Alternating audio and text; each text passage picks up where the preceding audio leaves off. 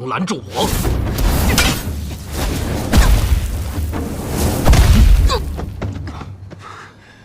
雷门火灼术，隔空无双拳，来得好。你究竟是谁？为何要夜闯雪月城？认识这把剑吗？断剑。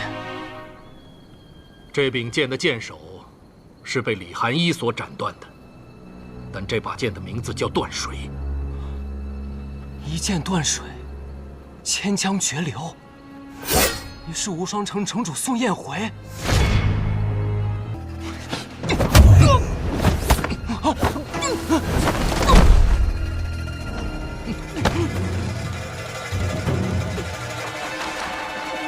放手！我说了，只要我还没死，你就不能过去。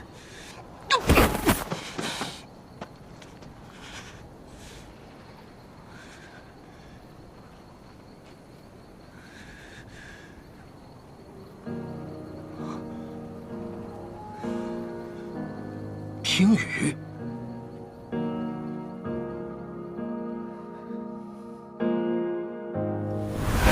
你需要找到拔剑的理由。拔剑的理由。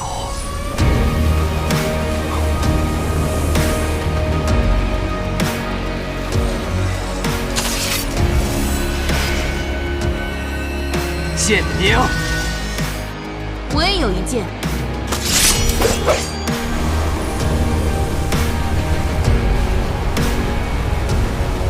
剑名：月溪花尘。月溪花尘，雪月剑仙李寒一所传。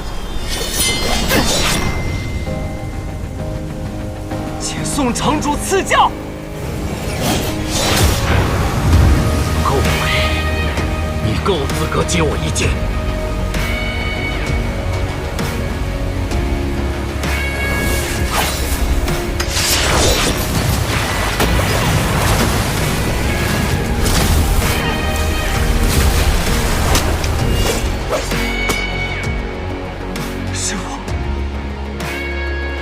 好一个剑仙所传，月溪花尘。我什么时候教过你这么烂的剑术？这要传出去，你师父我的脸面就丢在江湖上了。师父，我明白拔剑的理由。只不过拔出了一柄剑，就这么高兴？以后还怎么教你上乘的剑术？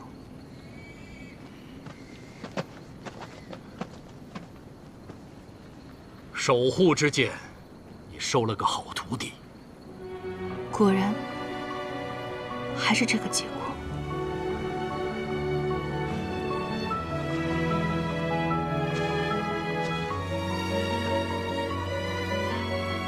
听说你也收了一个徒弟，开启了无双剑匣，正在修习13飞剑之术。我这个徒弟，天赋远在我之上，他5年之内必成剑仙。好，5年。我这徒弟3年之内必成剑仙。哎，你永远都这么骄傲。宋彦回，你找我试剑3次，败了3次。不过这一次，将是你我最后一次试剑。从今天起，你将不再奢望敢战胜于我。来吧。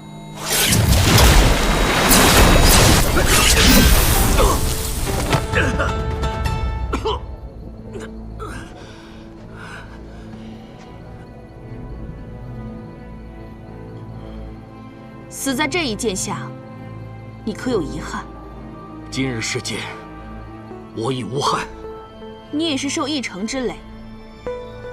如果你不是无双城城主，你的修为不止如此。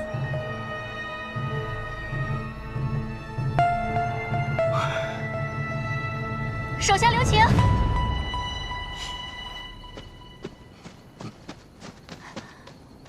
为何？你打了3次都打不赢，还要硬来，你有完没完？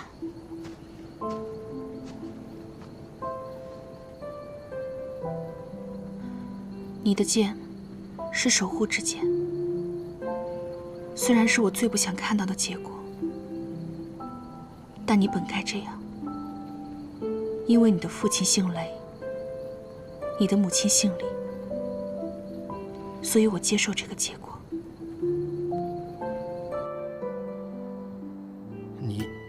你怎么会在雪月城中啊？别动！你装什么糊涂？我就不信你不知道我在雪月城。在与不在，又有什么区别？那赢与不赢，又有什么区别？我收了个弟子，他的资质放眼天下都找不到第二个。我相信，他一定能够担起我复兴无双城的重任。我虽然输了，但是我的弟子绝对不能。复兴无双城，真的这么重要吗？打败雪月剑仙，真的这么重要吗？那我呢？我就不重要了。对不起。打你个负心汉！你什么你？我打的就是你！臭小子，你知道我是谁吗？我管你是谁，谁让你欺负我师傅？今儿小爷不打断你的狗腿，小爷我跟你姓！哼！师傅，等我逮着他，替你样他！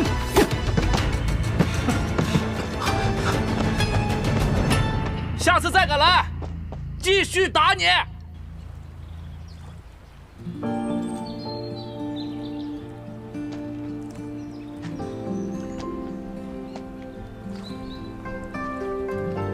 师傅，您又输了。输了，这次输得很彻底。我与李寒一的距离，怕是小溪与长江的差距了。以后，我再也不会去雪月城找他比剑了。没事儿，您输的我帮您赢回来。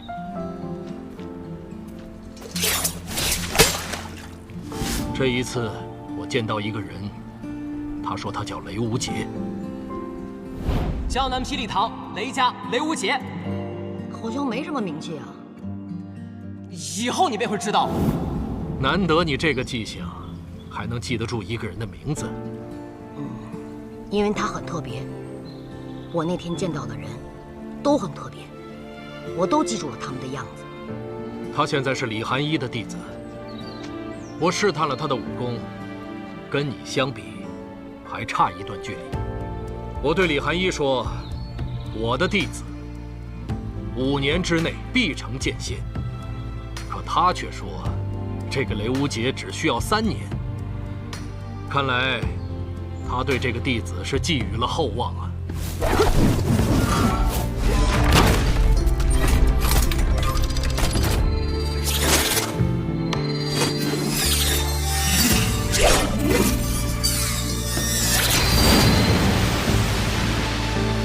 你已经能控制10柄飞剑了，好。既然雷无杰3年成剑仙，那我就1年成剑仙。去。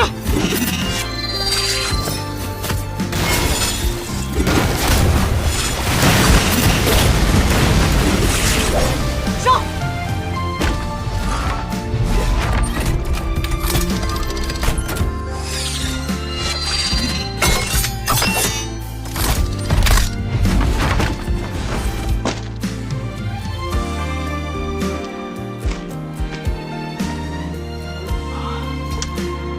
无双城能重回巅峰之境，就全靠你了。师傅，我根本不想做什么无双城城主，我只是喜欢练剑罢了。不过既然师傅想让我做，那我做便是了。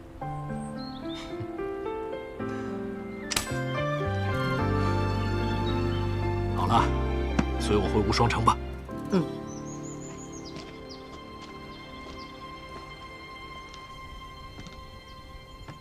那个人是宋彦辉，我打了无双城主。那个人是宋彦辉，我打了无双城主。我的天哪！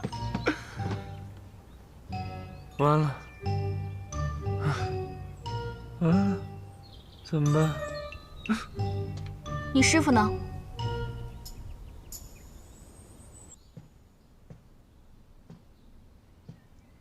宋燕回走了，昨夜就走了。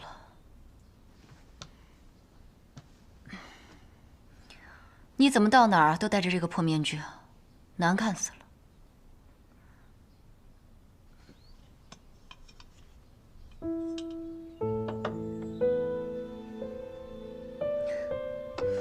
这10几年来，你的容颜没有一丝变化，戴着面具还能养颜，这可真是稀罕。你若那么在乎他，为什么不跟他去无双城？他的心思不在我身上，我去不去都一样。昨日我……雷无杰怎么样了？没事吧？他受的伤不重，休息几日就能好。你打算什么时候跟雷无杰说你和他的关系？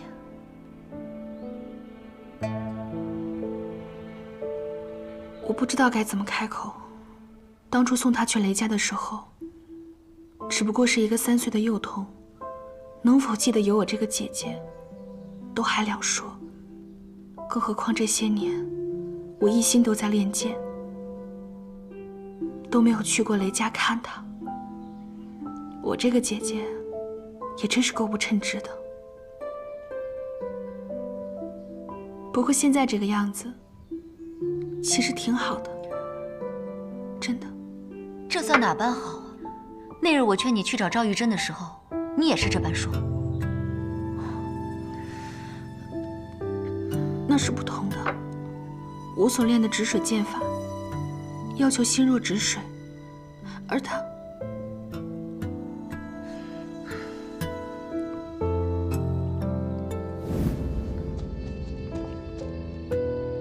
他的身体好些了吗？在几位天师的帮助下，已经恢复清醒了。但是，若想要恢复寻常，还需要很长的一段时间。那这几日，是不是还是无人打扰比较好？掌门说，若是被人打扰，很有可能会再次走火入魔。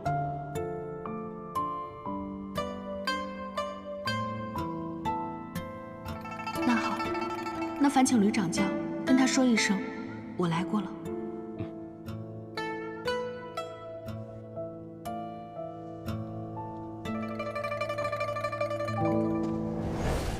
现在这个样子，对我们俩都好。你这个样子跟那混蛋一样，要不是我打不过你，真想揍你一顿。真是的。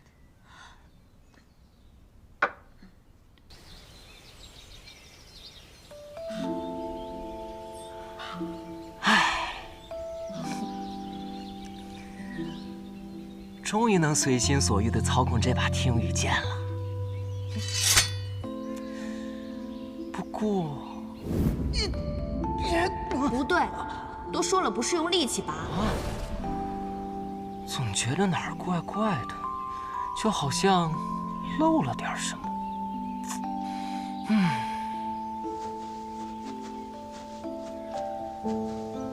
哎，萧瑟，大师兄，你怎么知道我们要过来？想来是进入20尊止水剑术的第一重了。不像某些人，跑路的功夫那是越来越快了。大师兄，你可敢与我一战啊？有何不敢？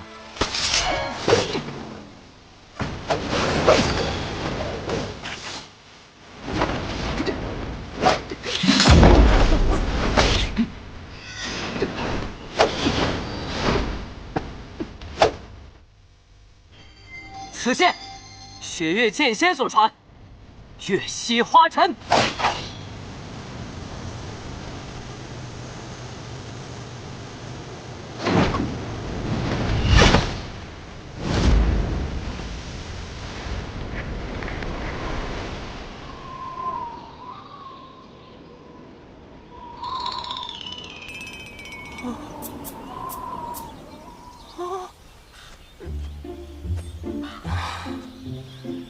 你说这叫月溪花尘，20尊可同意了？哎，大师兄，你可千万不能告诉师傅，这两日跟着师傅练剑，稍有差错，那真是当头一棒。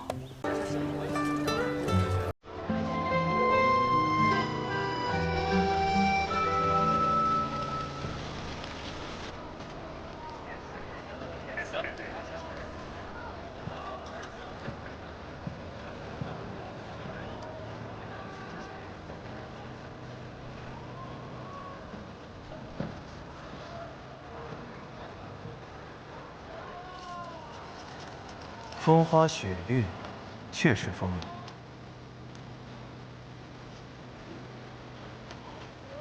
流。24桥明月夜，玉人何处教吹箫？此人身上的一扇一箫，都大有来头，乃是江南段家的至宝，应该是段家的少主吧？没错，他便是段家少主段宣义。他弟弟段宣衡，前2年进入雪月城学武。这一次，他应该是跟随他弟弟来参加这百花会的。看来段家这次对这个少主真是寄予厚望，年纪轻轻就把这扇子和长箫传给他。此人武功也不错，继承了段家的风雅之气。江湖上有不少女子对他倾心。风流，我看是风流。谢兄，谢兄，多年以后再次见到他，感觉如何？他似乎变了很多。一个人从那么高的地方摔入深渊，如何能不变呢？可有些人，不管经历了多少事，经历了多少岁月，都不会变的。你说的是什么样的人？比如，当年我第一次见到他的时候，就觉得他就是这样的人。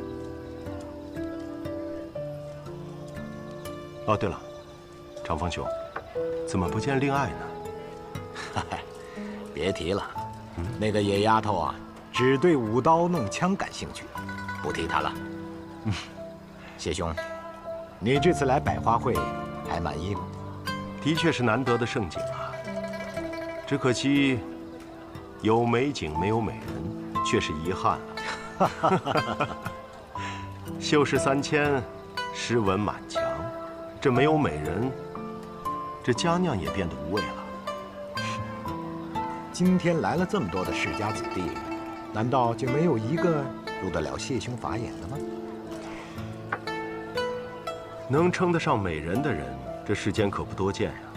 就像这雪月城虽大，我也只见过2个美人。第一个习赌，第2个脾气特别大，而且他们都不来百花会。谢兄，你这句话当着他们的面去说吧。那可不敢啊。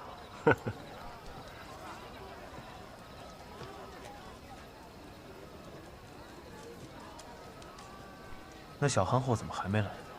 没想到你还挺关心他的终身大事啊。我也挺关心大师兄的终身大事，也不知道那天女蕊最近给你写信了没？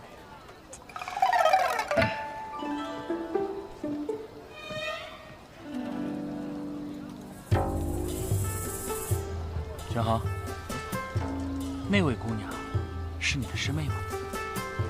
好像是没有见过，想必是来观礼的哪个世家弟子吧。哦，美人之怒，瞬间倾城。是他，他的师傅你也认识，齐天辰。钦天监见证。她是叶萧英的女儿，你们之前应该见过面。哦，原来是他。待为兄先去略上一阵。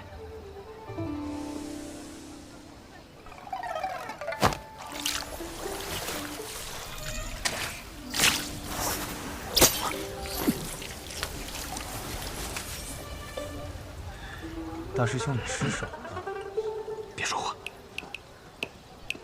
这江南段家的饮水诀，看上去功力不浅呀。别看他们，假装不是我们做的。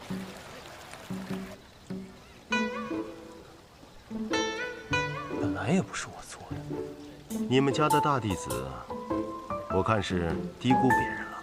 我们家的这位大弟子啊，以前总是一副苦大仇深的样子。前阵子出去了几个月，回来之后呢，倒是有了几分人味儿。这才没过几天，怎么就学会了跟别人家争风吃醋了？这俩人谁啊？一个是大师兄唐莲，另一个是三师尊新收的弟子萧瑟。唐莲，倒是听到这个名字很久了。兄长，切莫冲动。是强者，才有一战的意义。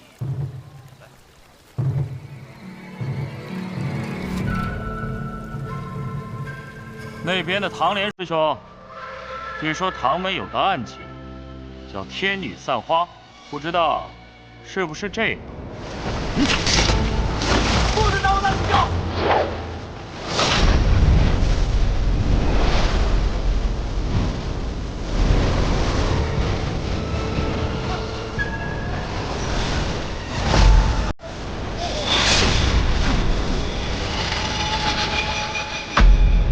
真是，有什么样的师傅就有什么样的徒弟。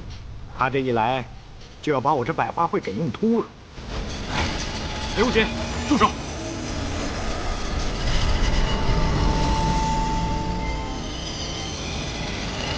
这江南段家虽然比不上唐门雷家堡，但也算得上是一个大世家了。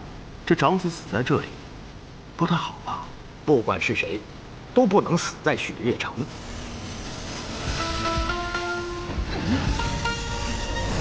控制不住这股剑气了。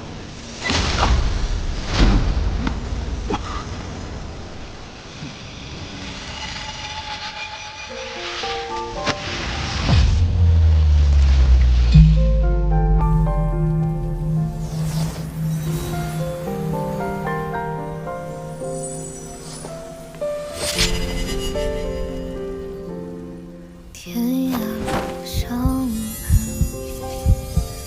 有你在身边，风花不往上面，晚霞映红你侧脸。你有一柄好剑，跟着我一起来。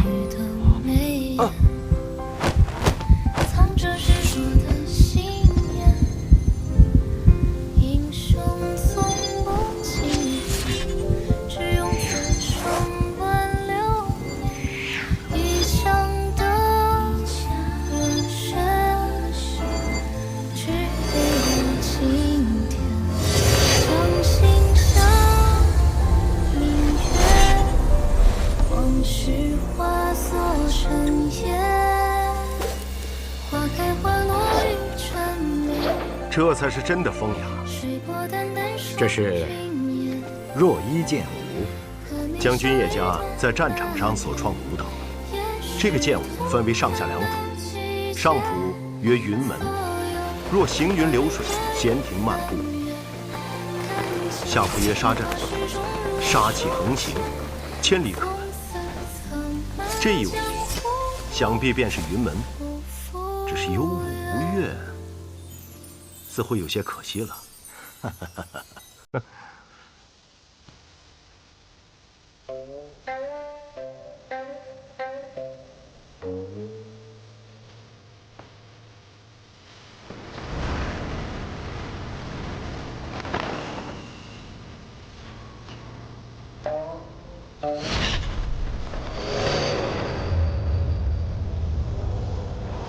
好琴技啊！的确是好琴技啊。四公兄，我觉得我寻到了一个答案。你要的东西，我会给你。真的？借萧一用。如见仙，谢轩。不用顾虑我，此生能见一次真正的若一剑舞，是我的荣幸。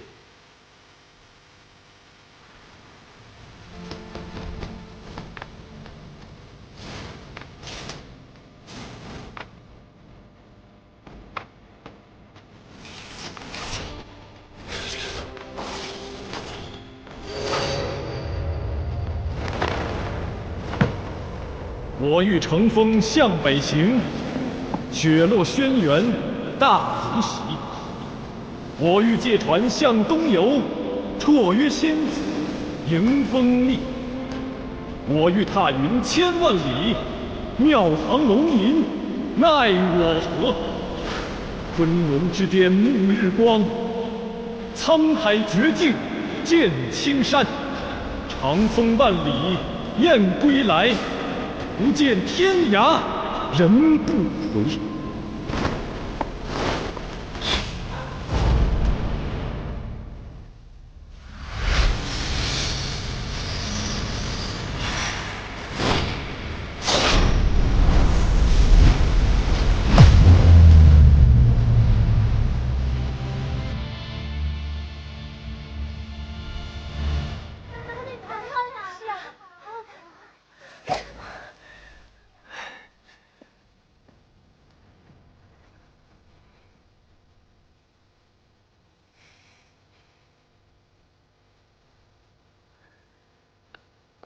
好巧啊，又见面了。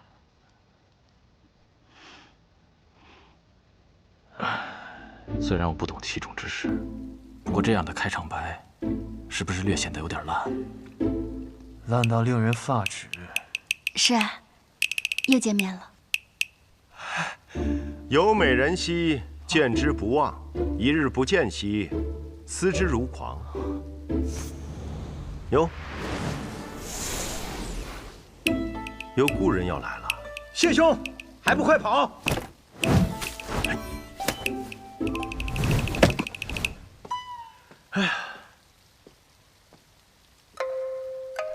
哎呀，今日能见到雪月城的少年子弟，才知道江湖第一城不是妄言呀。就此别过，就送你们几本书吧。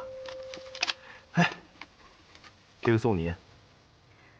这是若一剑舞虽然是好舞，但是杀伐之气太重了，你身体不好，不可常舞。此舞如惊鸿，所舞之时，就像鸿雁在高空翱翔一样，重柔美，少杀伐。多谢先生。喏，这个送你。前辈，这是什么呀？晚来雪。这个是江南才女谢飞轩所著，哦，情之动人，据说连宫里的娘娘都看过了。啊？你学学里面的主人公，下次见面的时候，可别再说这么尴尬的话语了啊！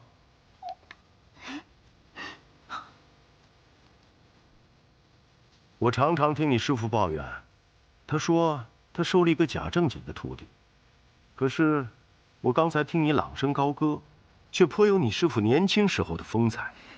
这本书给你，你师父年轻的时候也喜欢看。我只学习了师父的武功，没有学习他的酿酒术啊。这其间的滋味啊，你自己去品吧。谢谢先生。哎呀，你应该不希望我唤你那个名字吧？但是你我终究也算是故人了。谢轩先生，看你现在慵懒的样子，我都快想不起来那个在学堂中肆意妄为的少年郎了。外表可以骗人，但是琴声骗不了人。心中义气，琴声尽显，我很欣慰。我不明白先生的意思。你不必明白，我只是很高兴，我没有看错。这本书送给你，这是我自己写的，但是名字还没有想好。你如果看过之后想到更好的名字，你就自己写上吧。长风兄，有的人这辈子都不会改变的。多谢谢兄了。好了，我要走了。我才刚来，你就要走？就真的这么怕我？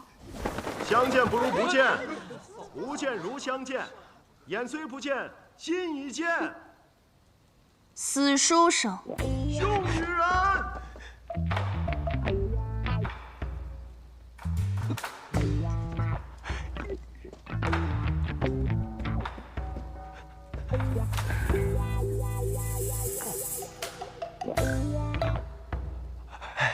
师傅，晚上好啊。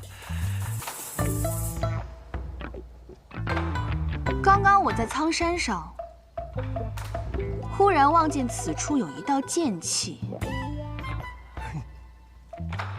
这一剑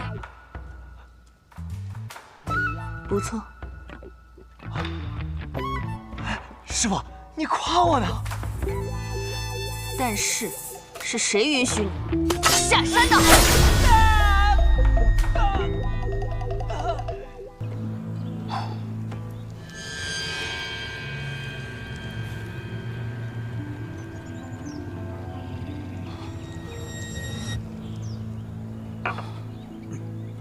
我还能活多久？3个月，还是1个月？对我的医术没有信心，有我在，你死不了。行了，你就别吹牛了。要是没有温家这以毒攻毒的法子，你早就没招了。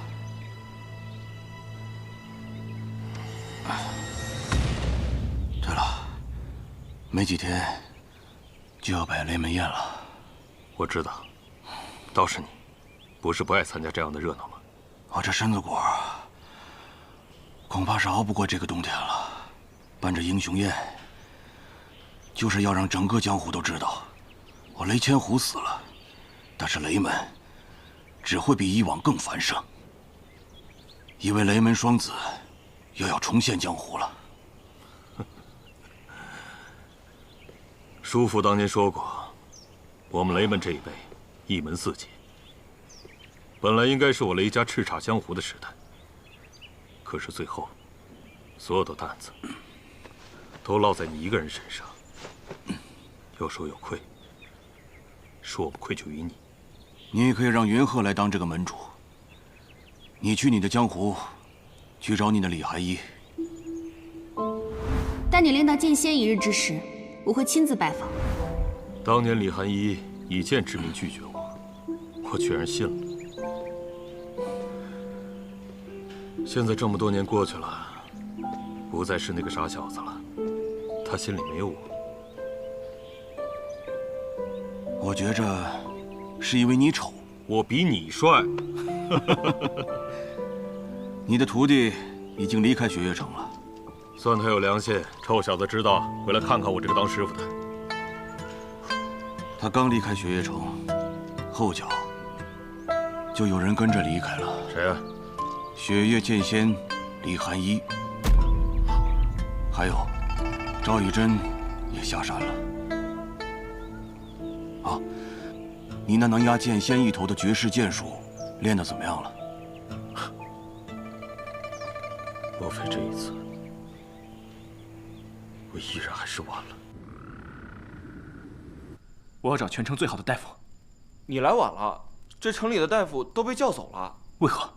今天知府那边来了个贵客病人，大夫们都被叫去知府家里去了。这知府在何处？客官别急，今天店里来了个客人，手里拿了本医书，好像是个会医术的。你们在说我吗？哎，就是他。虽然你我未曾见过面，但是我没有猜错的话，你就是玄剑仙吧？如剑仙。正是。你怎么下山了呢？还带了一个李寒一。暴雨梨花针，先生可有法子救他？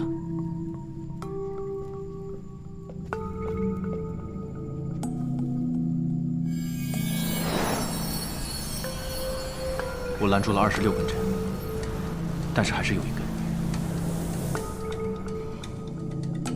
最后那根梨花针封住了他的气门，使得他的真气正在不断的外泄，不超过半个时辰，就连神仙也救不了了。所以我们立刻将那梨花针给逼出来。一会儿，我用5道银针封住他5处大穴，他的真气会逼得那梨花针游走到百会穴。我需要你用真气把它引出来。来吧。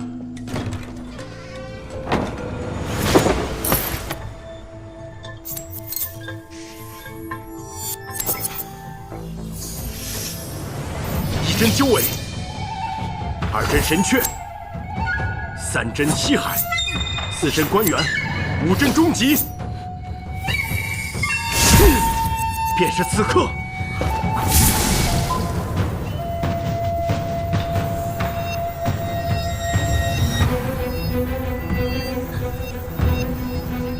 不愧是玄剑仙，引！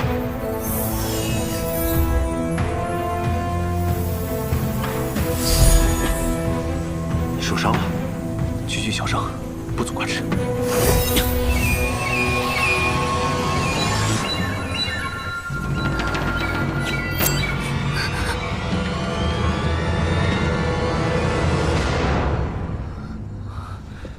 小仙女，小仙女，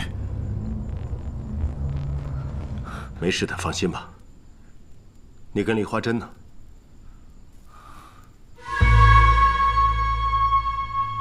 伤了她的针，我自然把她捏碎了。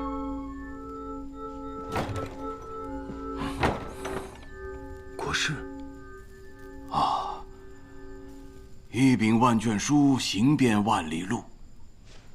谢道友，多年未见了。国师，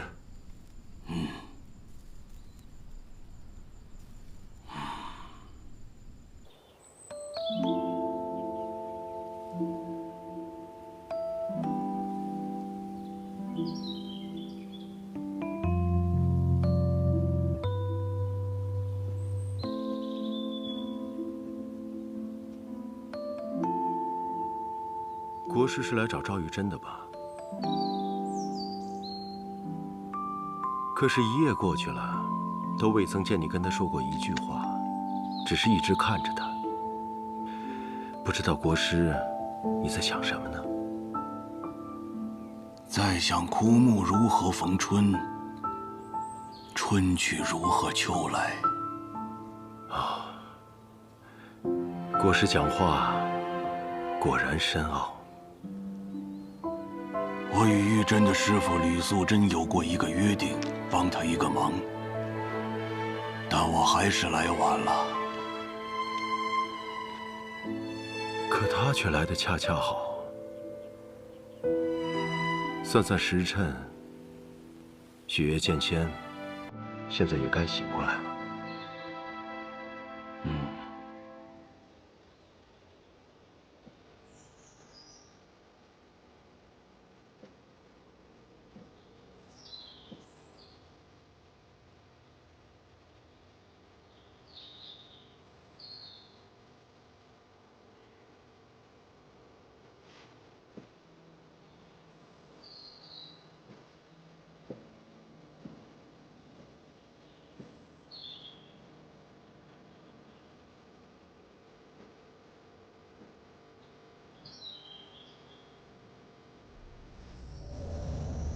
我一直在想，我们的重逢会是如何。我从望城山下来，经过一片桃树林，我想，我们的重逢应该要有桃花。便携了这些桃花瓣，你可还满意？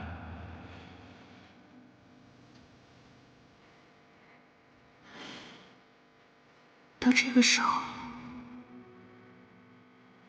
不满意也没有办法，我已经下山了，就回不去了。小心，我们走吧。已经不小了。是啊，不小了，是大仙女了，比以前更好看。以后别叫我小仙女了，还是叫我李寒衣吧。凉风帅以立，游子寒无衣。这不是什么好名字，我们改个名字吧。改什么名字？桃花，李桃花怎么样？这么艳俗。用在别人身上是艳俗，用在你身上就是风华绝代。枯木逢春犹在发，人无两度在少年。在桃花纷飞，初见你之时，我们都还是少年。在你醒来之前，我让谢轩先生帮我找了一处院子。什么样的院子？一处小院，一棵桃花树，就像令我初见那样。为什么需要这样一个院子？因为如今重逢，我终于可以问出那句我少年时就想问的话了。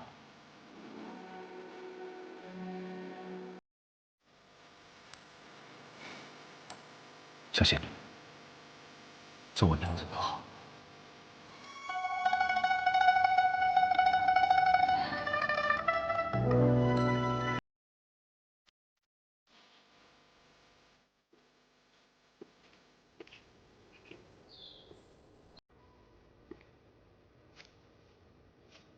我曾听人讲过，朝花夕拾，实是人间最煞风景的事情。因为花已经不是朝时的那种花，人也不是朝时的那人。这说法实在是可笑。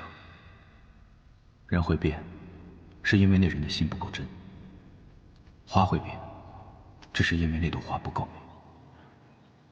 幸运的是，我依然是我，花也依然是最美的那朵花。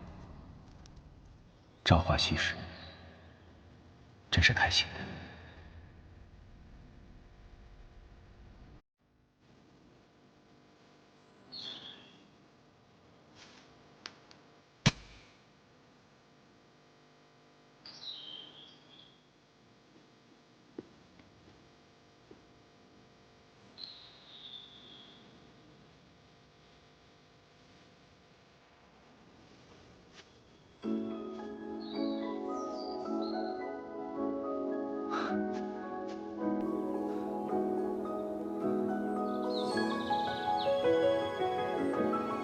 真好看。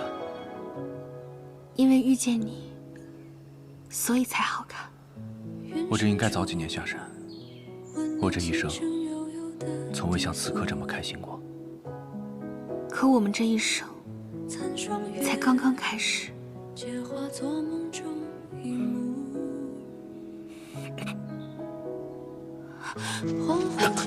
赵玉珍，你怎么了？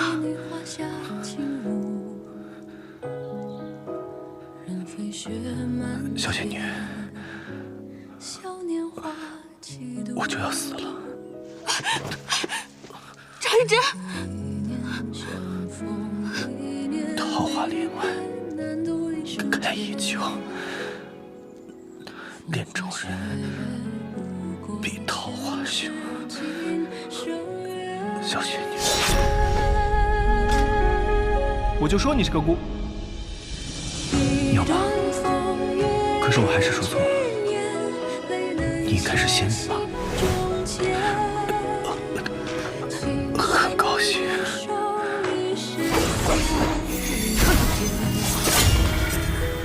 你来迟了。傻小子，还等着吃桃子呢。好美啊！这一生能遇见你。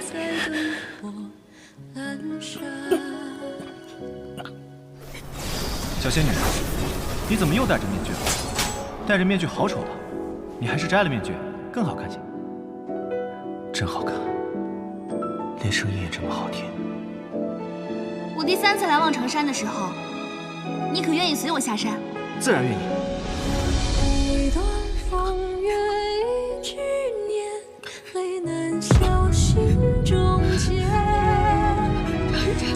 谢谢赵玉珍，赵玉珍。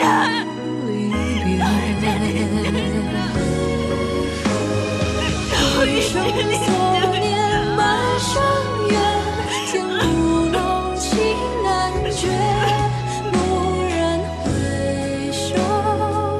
我这一生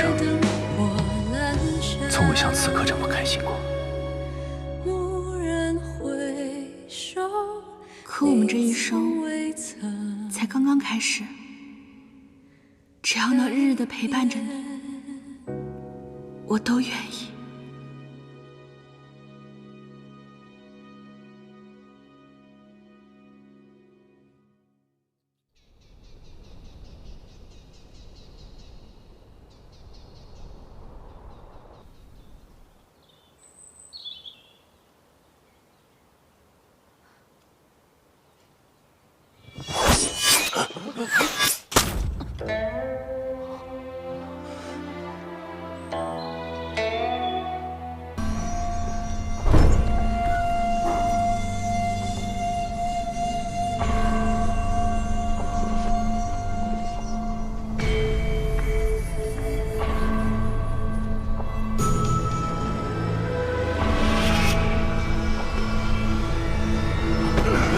下，陛下，父皇，父皇，皇兄。圣上，经过太医院的诊断，圣上是因为突发心疾而导致的昏厥，虽然暂时不会危及性命，却也一直找不到根治之法。这3日，圣上一直处于昏睡状态，其见证来过3次。圣上一共就清醒了3回，就下了3道旨意。第1道旨意，由蓝月侯和太师董柱共同监国，统管北离上下所有事务。这第2道旨意，是天启城封城1个月，所有2品以下文官不得进出，2品以上所有军官不得离府。这第3道旨意，则是一道密旨，是由长英健谨言公公亲自送到叶孝英大将军的府邸。叶孝英。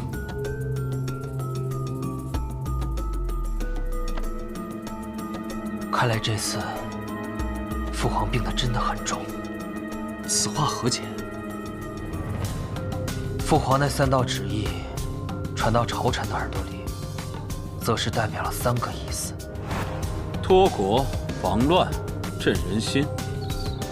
父皇的用意太过于明显了，但是这么明显的用意，虽然暂时能够压制住一些人的异动之心，却在另一方面暴露了他病重的事实。将军，怎么样？这几日，咱们将军府的门槛都快被踏破了吧？但不管是明还是暗，将军府都没有让任何一个人进入到这里。既然是密旨，就应该悄悄地下，弄得几个王爷都知道了。哼，咱们这个陛下呀，怎么得的心疾，就是因为心思太重。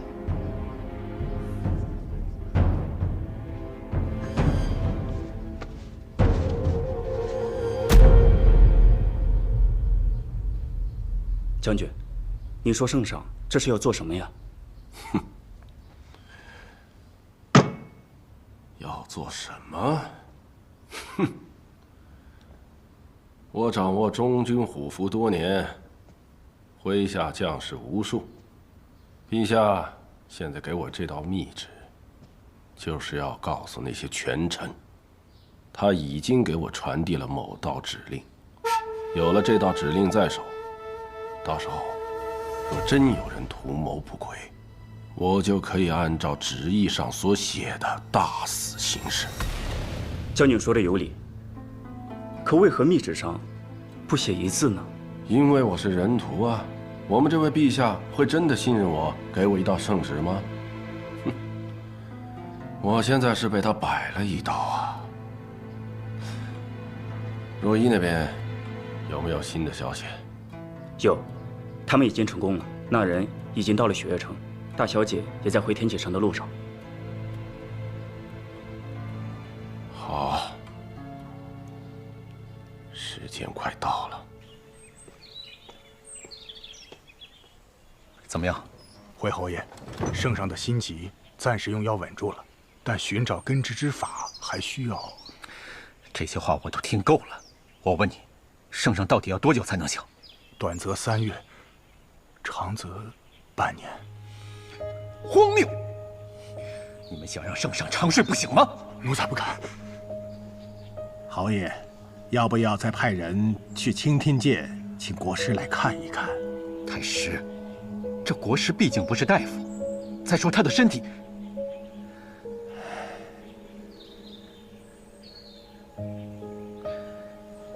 太师，我需要离开天启几日，这几日的朝政，就麻烦你了。是。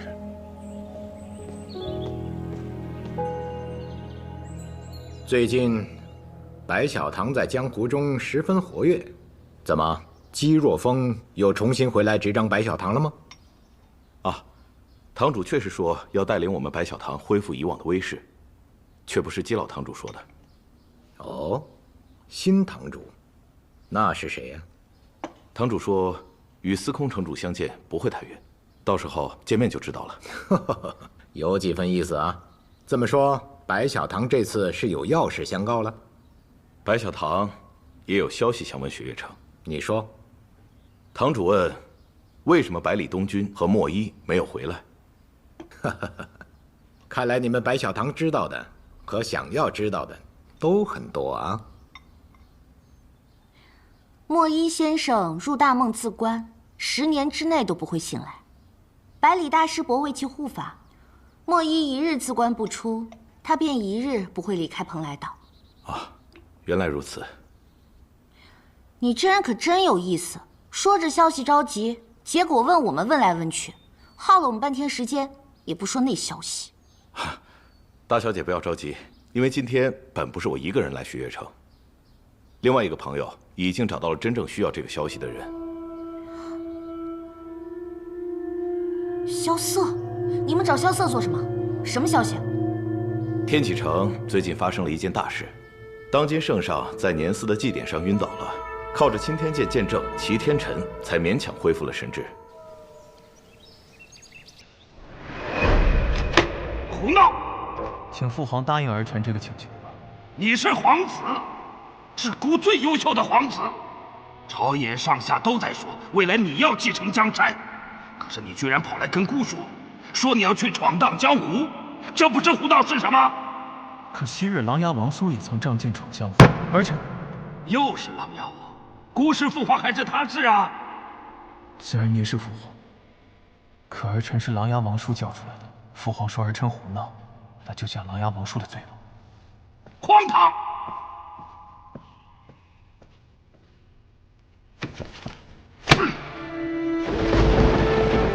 你不是之前说过要去闯江湖吗？好，那姑就废你王位，夺你身份，你就去山间，就去那草莽，一辈子都不要给我回来。萧瑟。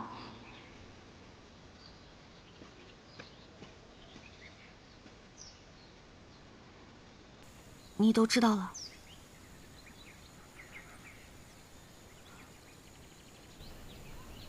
所以你这是要回去了吧？我可以和你一起去吗？去你说的那个天启。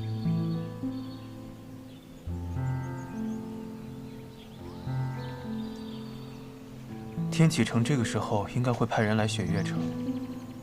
三城主是天下闻名的药王传人，若是这件事太医院无法解决，或许三城主有办法可以解决。我要的不是这个回答，我是问你，我可以和你一起去天启吗？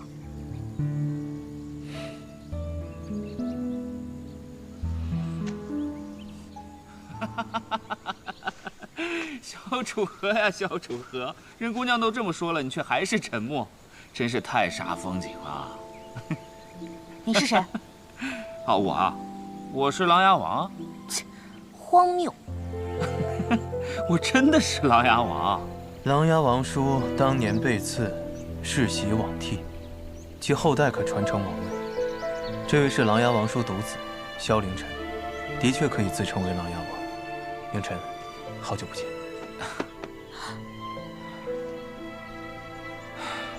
千罗，我有事。我明白了。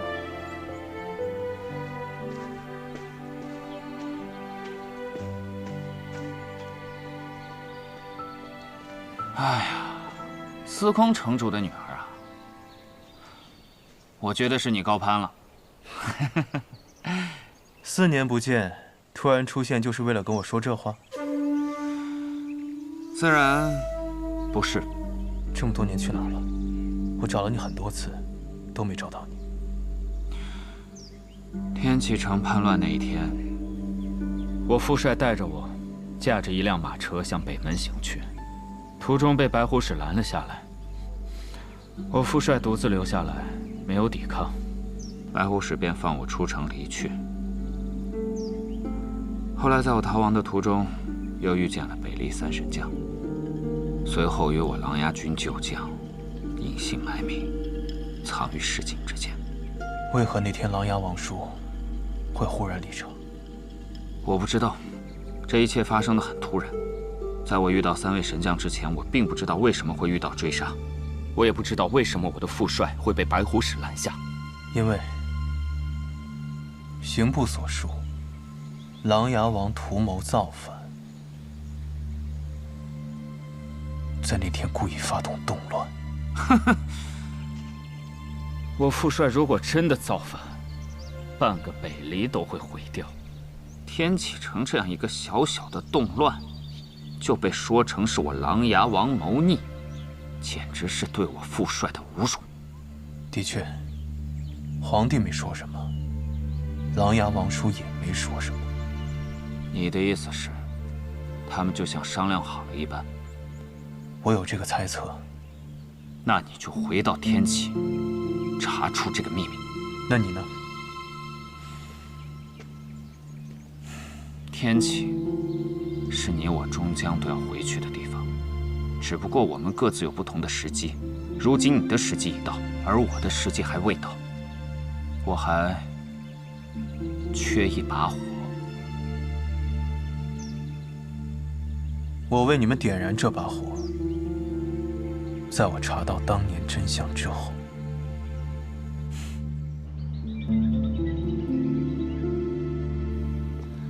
你要我救什么人啊？我不出意的。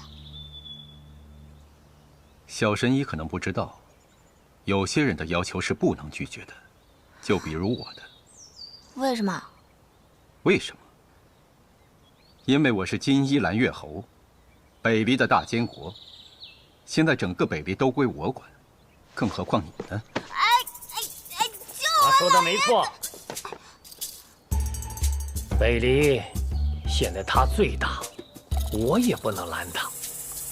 不过侯爷，你又何必动弄一个孩子呢？好，我允许你问一个问题。你要我救谁？什么症状？你要救的人姓萧，名若锦，是北离的皇帝。皇帝？对，他患的是心疾。前些日子祭祀的时候突然晕倒，到现在一直昏睡不醒。好吧，我随你去。冢内最近有贵客？是啊，我的2个外孙回来小住。难怪有如此强的剑气，是李寒衣回来了？不，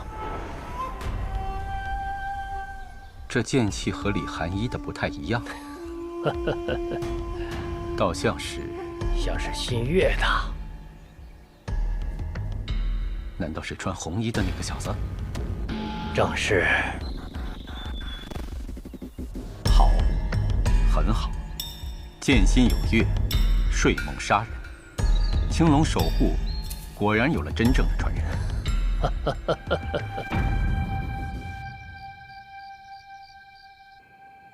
千洛他似乎有一些失落，他说他问了你一个问题，你一直都没有回答他。因为这个答案，我自己也不知道。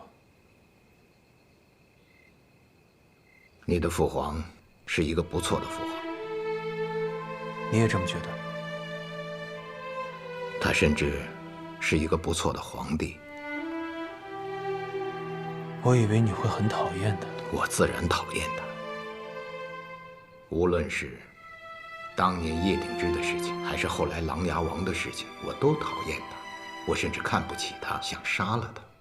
但是作为一个父皇，当年的他给了你所有的一切，后来的他也极力想挽救一切。但是作为一个皇帝，近年来北离国泰民安，四海升平，他最对不起的只是琅琊王。在他眼中，我只是个不孝的儿子。游子在外面久了，总是要归家的。我今天见到萧凌晨了，3城主安排的吧？其实我也不知道琅琊军那些旧部的行踪，只是前几日凌晨找到了我，他说他知道你在这里，他也知道你此刻一直都在犹豫。他说他想给你一些鼓励。他好像什么都没说。他说他的出现就是对你最大的鼓励。真自信啊！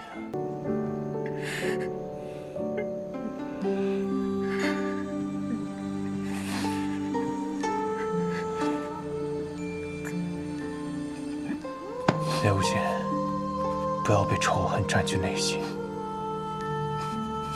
师兄因我而死，这仇我背了。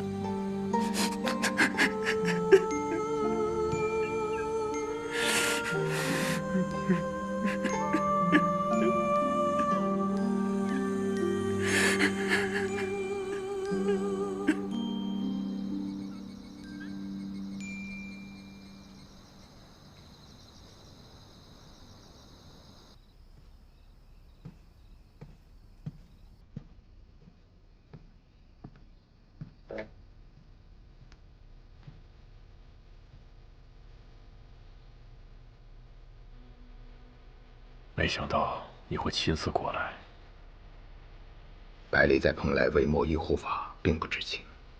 唐莲是我雪月城的大弟子，也是千楼的兄长，于情于理，我都该来。他现在什么都不是，只是唐门的孩子。那我就是来看一个我认识的孩子。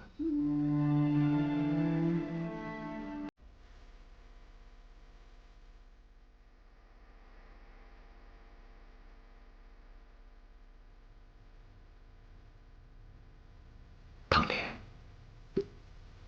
虽然你已经喝过他很多回了，但是我想了想，还是为你选择了他。唐莲，不管你走了多远，不要忘了风花雪月的味道。我已派诸王去追查苏长河的下落，很快就会有结果的。萧楚河也会查吧？白小堂总部基地就在天启，他会去找的。如果你们查到了，就交给他吧。莲儿相信他，唐门就相信他。他的确是一个值得信任的人。唉，只可惜当年被白虎提前下手了呀。不一样，白虎只是收他为徒，你这只朱雀可是想当国丈。俗气。唉，当年年轻的时候说起什么青龙白虎朱雀玄武，有一种霸气凛然的感觉。可现如今这个岁月再听起来，总有一些难以名状的羞耻。还是琅琊王厉害啊，能够把我们这些人聚在一起。要不然的话，这江湖上多少失去了一些乐趣。有些想念他了。连月，跟你喝了这么多的酒，也开了这么多的玩笑，其实我的心里还是很难过的。我也是。唐莲他是一个很好很好的大师兄啊。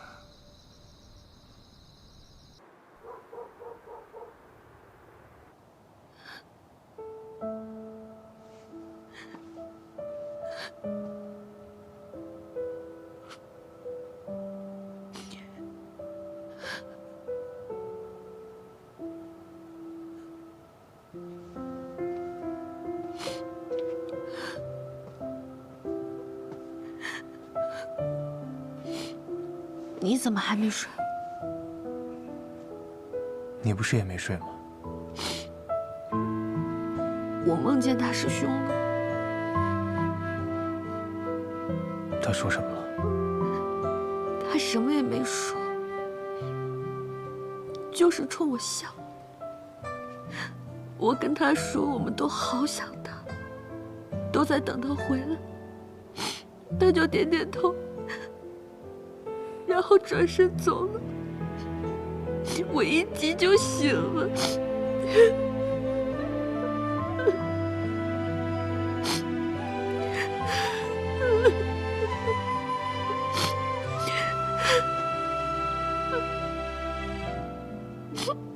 实只要我们一直想着他，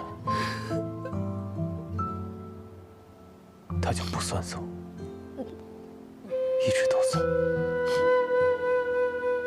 放心，师兄的仇我一定报。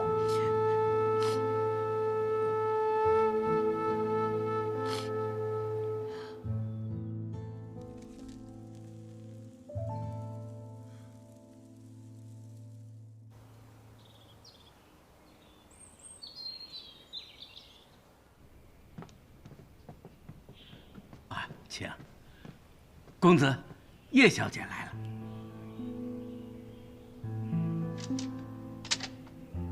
下去吧。是。唐莲的事情我已经听说了，他在雪月城里照顾我很多，他的仇我们一起报。但如今我们要做的，更是不能辜负大师兄。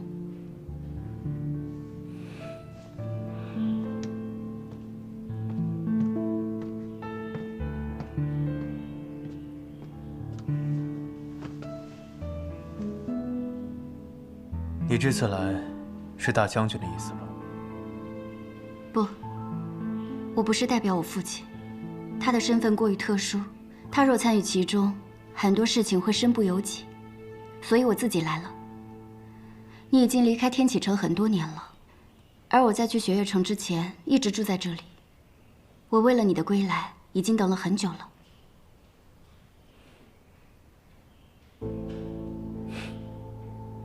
成为我的谋士，那你来的正是时候啊！我确实要做一件事，而这件事需要你帮忙。我猜到了。既然入了这天启，就要踏出这第一步。我要迈出的第一步就是，让这天启城所有人都知道我回来了。我要举办一场宴席，邀请这天启城中所有说得上话的人都来赴宴。不过我离开天启确实有一段年头了，需要重新拟一份名单。我已经为你准备好了。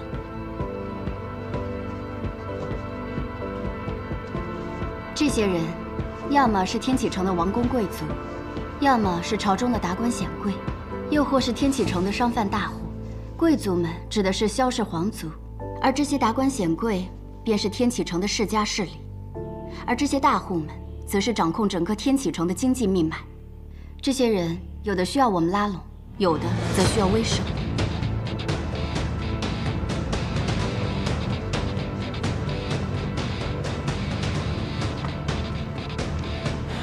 这些年，我的这帮兄弟可没少忙。这京城中的上四到下九流都被他们分得差不多了。不过我这次回来摆席，也不光是为了宣誓我回来了。你还想要做什么？我要逼那躲在暗处的刀刃再次袭来。我要让那躲在暗处的敌人浮出水面，为我师兄报仇。手刃他。不过这个名单上大部分的名字，对我来讲已经很陌生了。但是我相信你的判断，就让徐伯拟请帖吧，送到各自的府上。那你想以什么身份？六皇子，还是永安王？萧瑟，就用这个身份。好，那地点。碉楼小筑或是天下轩都是不错的选择。碉楼小筑啊，天下轩，他们都太小了，配不上我萧瑟的宴席。我们要去的地方只有一个，千金台。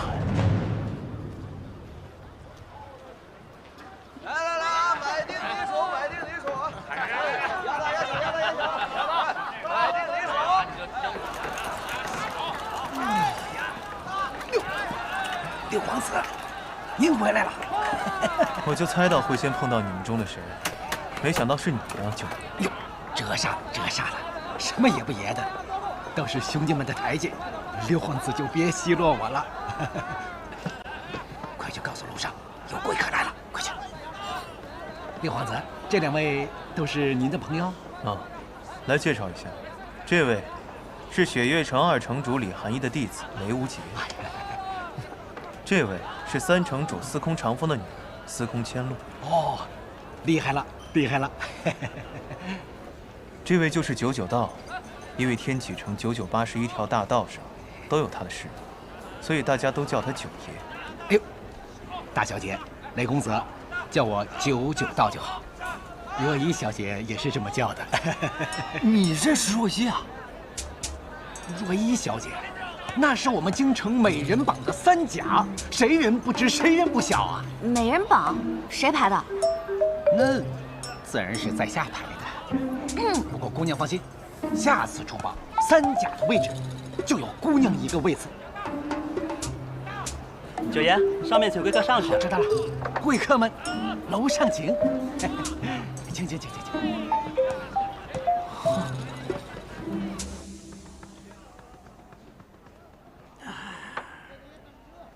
里面请，请。二爷，九爷辛苦。二爷客气。哎呀，六皇子，一别经年，还是这么气宇轩昂啊！驼二爷，最近可还安好啊？我们突然造访，没打扰到你的雅兴吗？哎，喝茶有什么雅兴？解渴而已。各位坐。六皇子，请喝茶。还是永安王殿下，请喝茶。不必客气，叫我萧瑟就行。好名字，颇有些诗意。这2位方才已经听说过了，都是大人物。来，喝茶。千落，雷无节，这位就是千金台的老板涂二爷。涂二爷，那是不是还有个涂大爷？以前确实有个涂大爷，只不过最后被我给宰了。行了，闲话就聊到这儿。实不相瞒，我这次来找你，是希望你帮我办一件事。你需要我帮的，一定是件麻烦事儿。哎，不麻烦，就是做顿饭。那简单，随便点。二爷这应有尽有。好，我等的就是二爷这句话，拿出来吧。来，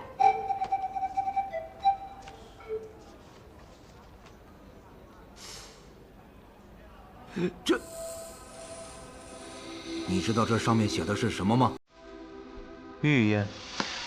还是用来招待最尊贵的来使摆出来的御宴。二爷别误会，御厨所那几个废物，做不出我想要的味道。但是千金台的厨子，放到整个天启，那都是这个。你别净说些好听的来哄我，我这是赌房又不是酒楼。你这宴席怎么也得一天，从晌午到夜半。我这一天不能开张，我得损失多少钱呢？这个我当然清楚，不过二爷应该不差这点钱吧？哼，赚钱还是让这天启城为之一颤。二爷你会怎么选？那也得给点钱，食材也不便宜。那不如这样吧，我把雪罗山庄送给你。你真的愿意给我？你要真愿意给我，我再给你补10筐明珠。萧瑟，你把宅子给他，那我们住哪儿？对啊，我还没说完呢。不过天启城这间吧，我们还要住一段时间。我在江湖上有一处隐居之所，背靠青山，面朝绿水，极尽风雅之气。雪落之时，风景堪称绝世，也叫雪落山庄。我把它送给你。成交。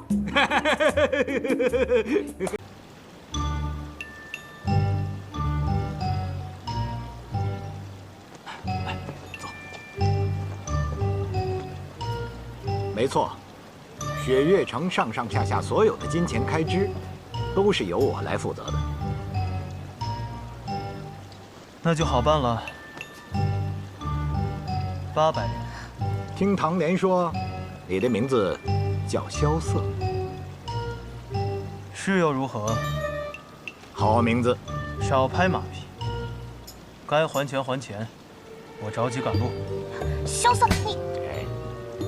钱自然是要还的，只不过在下想请萧兄弟到雪月城稍住几天，我心中还有几个疑虑，想要向萧兄弟请教。我若是不从呢？难不成要以武力威胁？自然不会。想要萧兄弟进入雪月城，在下的确是有私心的。什么私心？长风不才，想收萧兄弟为徒。阿爹，你说什么呢？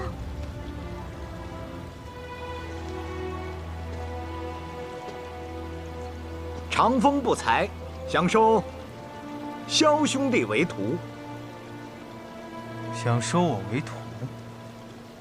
凭什么？在下这一身武功，在江湖上也算是拿得出手。我又不行。除了武功，在下的棋艺那也是天下无双。不知道萧兄弟喜不喜欢下棋？谈不上喜欢，就是没输过。好，那不妨我们就下上一盘。倘若萧兄弟赢了，那我就不再勉强，如何？好一个雪月城！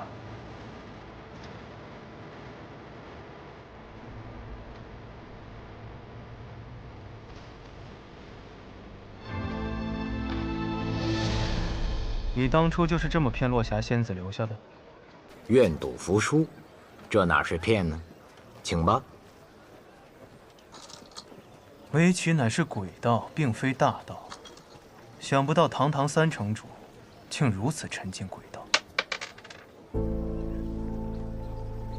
若以4城为棋子，天下为棋盘，可算大道？3城主好大的谋算。不过萧某志不在此，在萧某看来，任何谋算都大不过银子。志不在此，还要银子，我就不明白了。虽然有别的用处，若不想给，那就算了。这样吧，只要你能拜我为师，我便让你统管雪月城的财务，如何？3城主好魄力，值得吗？这是雪月城的选择。月俸800两，不够。那你说多少？一共800万两吧，待我出城之日一并给我。 800万两，你不如直接说让你当城主好了。好，成交。既然你心不在此，但是以4城为棋子，天下为棋盘的棋局已经摆好，我们所有人都是棋子，你我都不例外。那只是你觉得。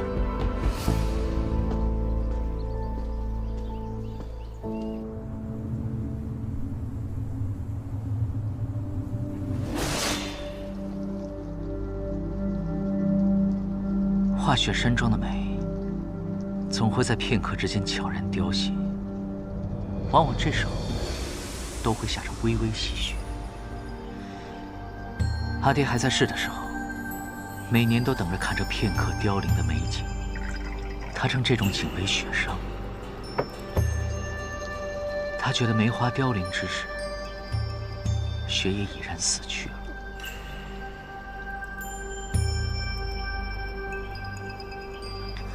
本来等了许久，想看这场雪上的，只是你竟一刀将这些都给斩了。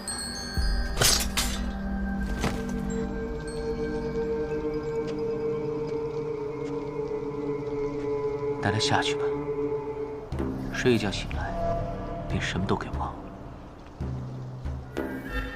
12柄灵刀现在已然都断了，剩下的事情就交由你们去做吧。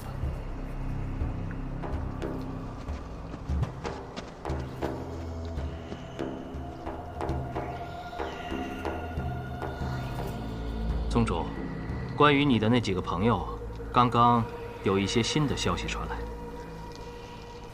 他们最近怎么样了？唐莲离开于师，回了一趟唐门，见了唐门师傅唐莲月一面。萧瑟和雷无杰却是兜兜转转，又行了3个月的路，才到雪月城。雷无杰前去登天阁，一直到了阁顶，与玄剑仙赵玉珍的弟子一同问见雪月剑仙李寒一。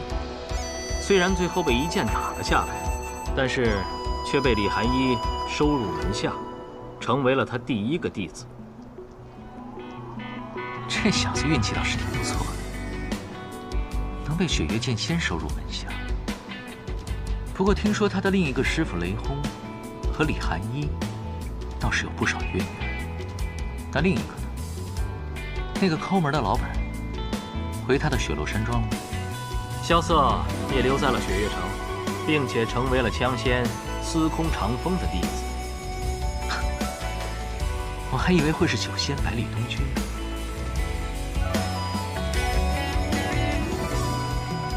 我那几个朋友，想必很快就会名震江湖，真是期待再相逢的那一天。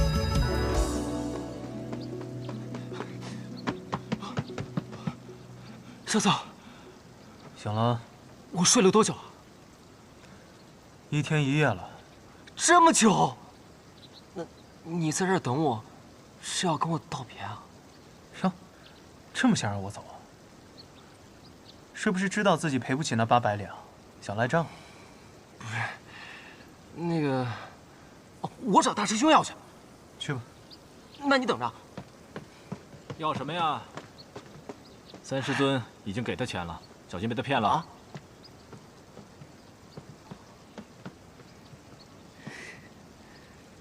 大师兄，这一句大师兄算是叫得名正言顺了。对了，给你介绍一下，坐在你旁边的这位呢，是你的3师弟。3师弟，在你拜12师尊之后，萧瑟也被3师尊收入门下。虽说这雪月城内大家都是师兄弟，3位城主也只有我们3个徒弟，但是不管是从入门的先后，还是师傅的辈分，都应该这么办。你说对吧，3师弟？想不到呀，我竟然能和萧瑟兄弟成为同门。本来还想着这一路走来，你要跟我道别，我还有点舍不得。现在好了，我们可以一直在一起了。谁跟你一直在一起？滚一边去！雷兄弟真是少年心性。我跟你们2个说，咱们3个就一起闯荡江湖，就像那3位老城主年轻的时候一样，也去搞搞天下第几当当。我觉得不错。我说雷无杰，李寒一让你第2日就去寻他，我看这第2日天都快暗下来了。堂堂雪月城2城主，向来一诺千金，晚了1刻，你们这万山五祖的约定，怕是就不作数了吧？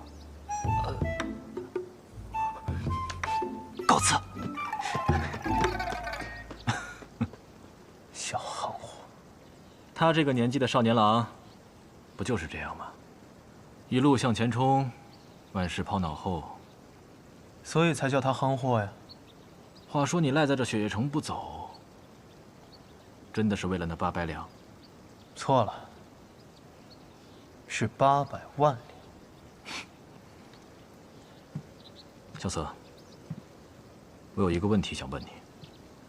当年连月师傅将我送至雪月城的时候，让我替唐门等一个人，这个人是你吗？当然不是。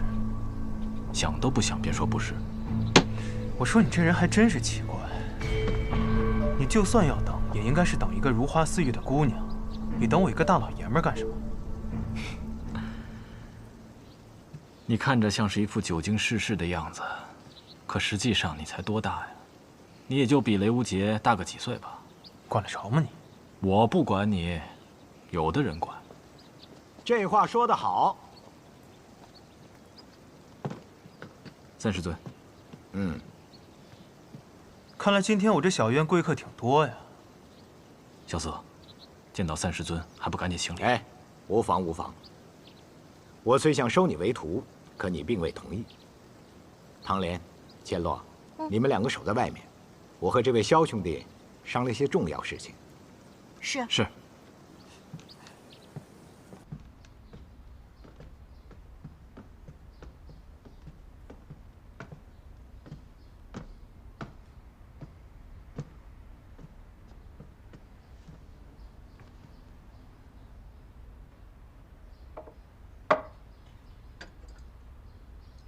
我发现，你似乎并不喜欢我。我为什么要喜欢你？因为你是天下独一无二的枪仙吗？是因为那件事情而怪我？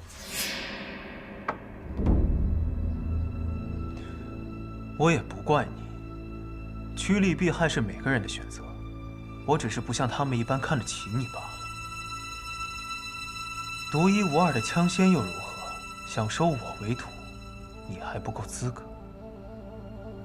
当年你王叔入狱之时，我手提长枪，本已打算冲出雪月城，直奔天启，可我当时却收到了一封信。这封信是你王叔亲笔所写。王叔信上说什么了？他要我接下来无论发生什么事情，都要留在雪月城。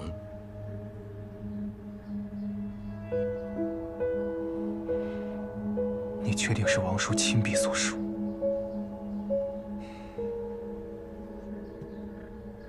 你王叔的笔记，你应该比我更清楚。龙飞凤舞的，天下间无人能够模仿。我本打算不听他的，可当年他却号称算无一策的卿相公子。我想，这或许是他计划中的一个环节。我倘若去了，或许会破坏他的计划。可是我万万没有想到，他却死了。谁也不会想到这个结果。我真的很后悔，我当初就应该把他的书信撕得粉碎，然后冲去天启把他给救出来。可是今日，我绝对不会再做让我自己后悔的事情。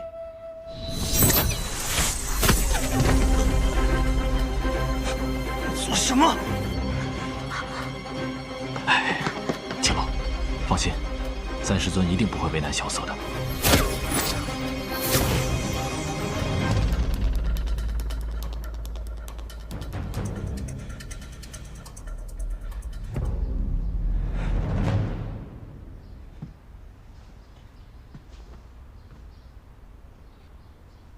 看来，你并不是伪装的，你的武功的确是被废了。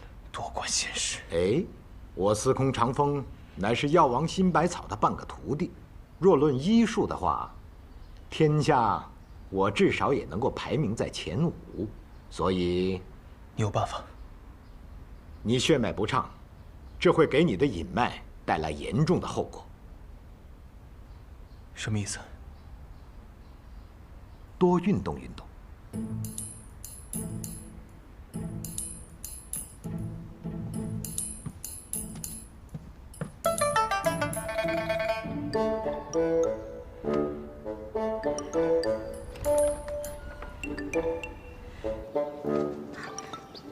阿爹，你没有揍他吧？你说呢？哎，千洛，你不是说最近练功没有对手，少了一些激情吗？阿爹，你怎么突然提这个呀？这个萧策啊，轻功身法不错。哎，你的枪要是能够追上他，那便提升了一个境界。我刚才已经跟他说好了，以后啊，你们两个一起练功。我什么时候说过这样的话了？千洛谨遵父亲之命。嗯。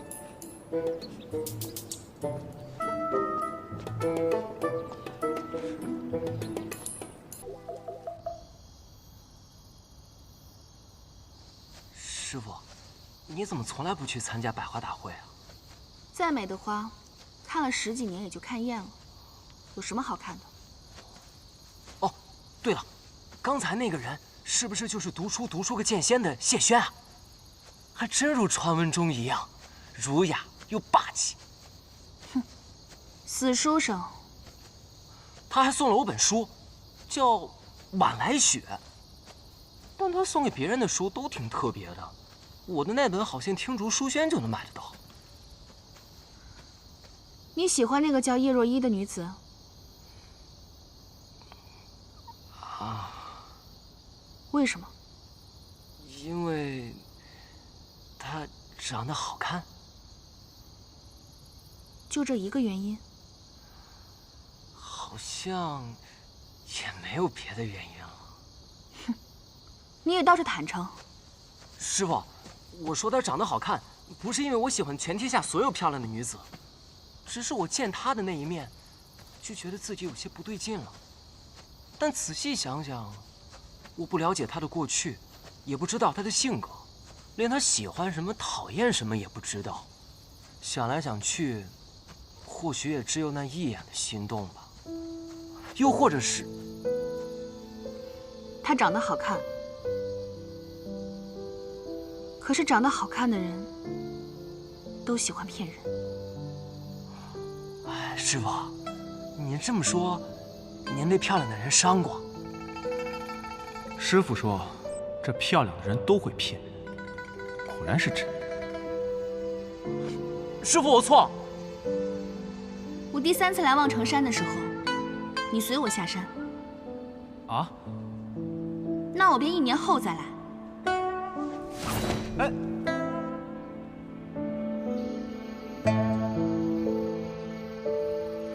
2个月之后，我与你试剑。3年后，你便成为剑仙。这是我们之间的约定。什么时候有这样的约定了？哎，师傅，你等等我呀！谢轩先生是你找来的？是的，我把你的事情告诉了他。他说他最近正在修习一门武功，能够对你有益，我便把他邀请到雪月城，把这门武功传授给你。谢谢。你不用谢我。谢轩和你我的交情都很好，但是想要让他传授武功，仅凭这些交情是远远不够的。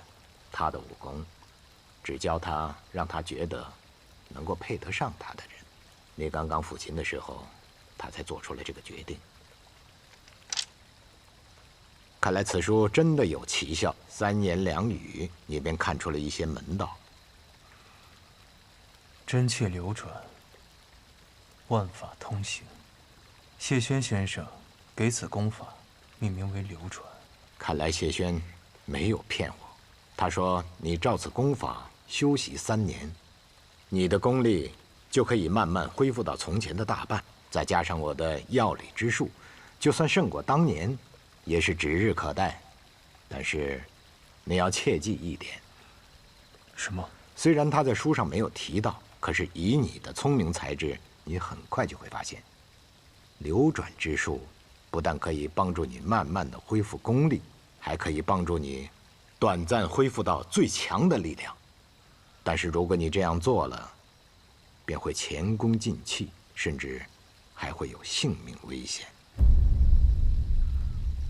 短暂的恢复到鼎盛时期吗？3年的时间，其实并不长。确实，我在那客栈都待了不只有3年了。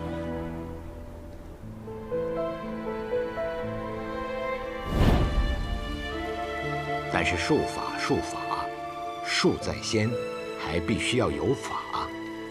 什么是法？法便是你的心，身体上的病可以医治，可是内心的呢？我知道那件事情对你伤害很大，但是我真的希望你能够坚强地走出来。阿爹，哎，伽罗。阿爹，怎么不等我回来，百花会便结束了？哎，你这个丫头，哎，爹喊你的时候你不理爹，现在大家都走了，你又怪我们结束的太早。哎，你这个丫头。我听说如剑仙前辈也来了，还给每个人都带了本书当礼物。我的呢？你的，当然有了。啊，这是他让我转交给你的。哇！哎，这丫头啊，怪我传授给她的枪法太过刚猛，所以就缠着我要。阿爹，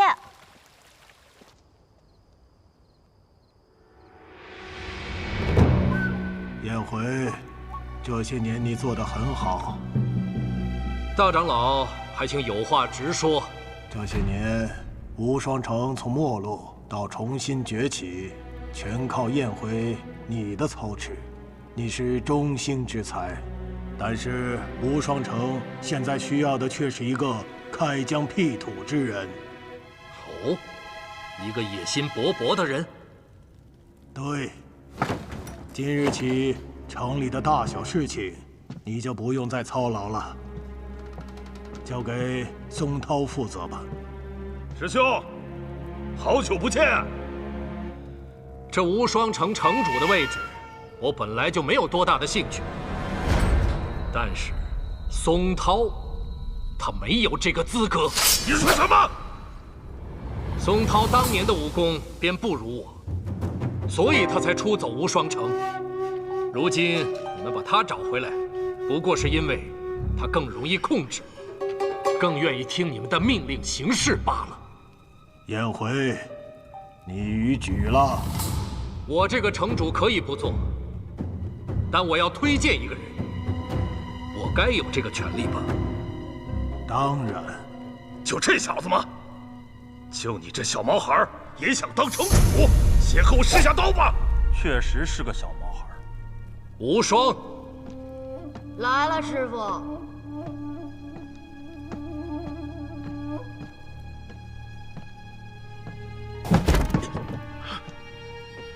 无双剑侠，就是你这个小屁孩。大叔，你哪位啊？叶松涛。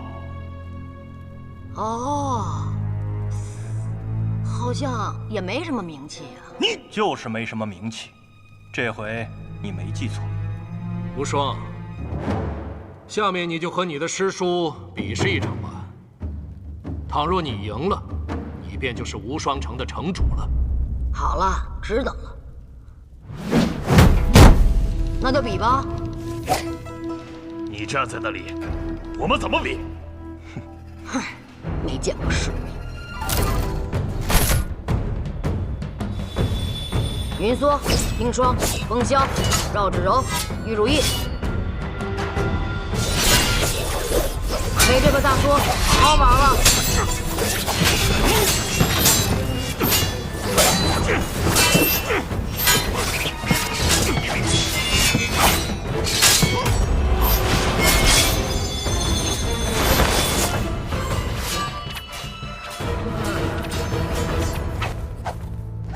杀伤。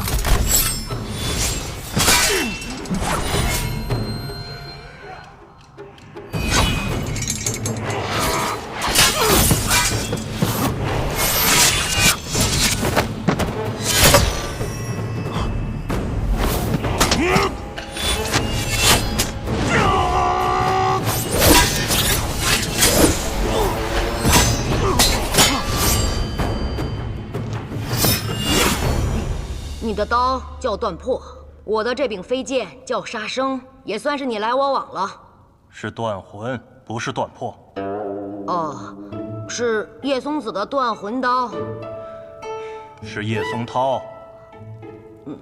想吃松子了。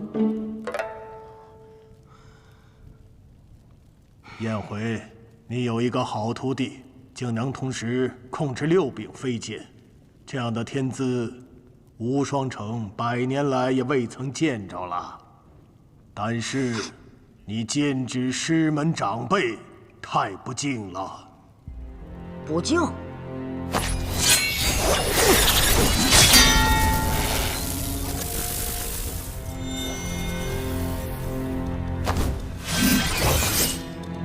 年轻人，资质颇高，值得赞许。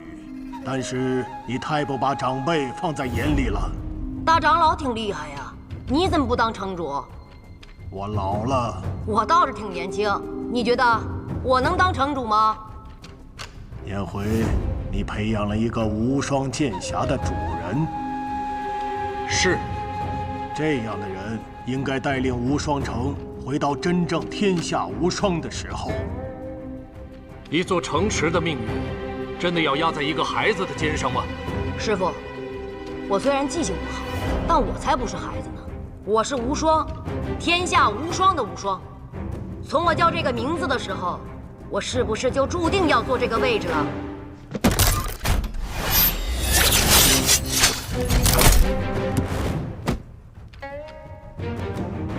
师傅，让个座。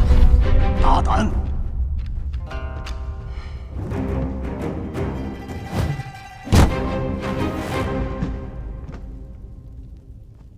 就算你是无双剑侠的主人，没有我们吴老的认同，这个位置你也坐不上。我还就坐上来了，怎样啊？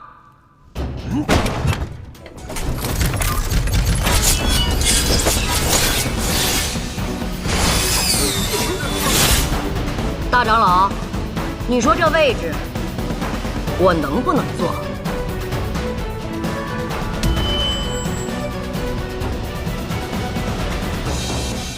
参见城主。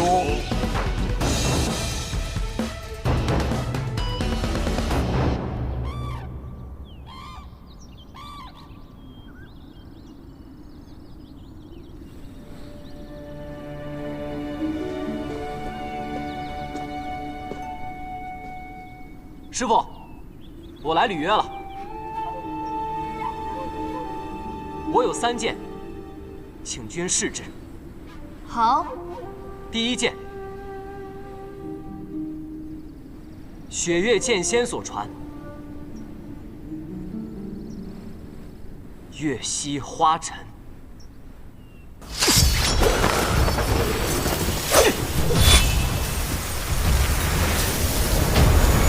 最后，明侯拼死杀了天泉老人，自己也受了重伤，被赶到的月姬救了。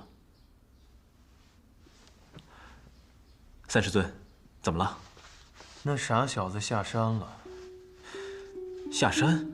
赶紧去吧，或许还能赶得上看他最后一剑。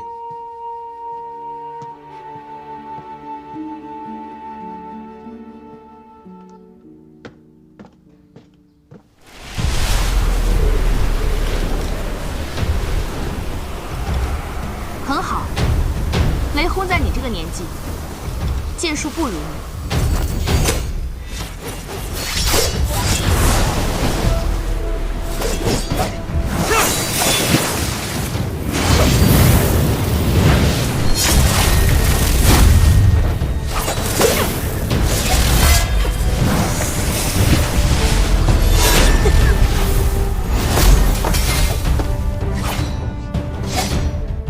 师傅，这一剑，徒儿算是接下了吧？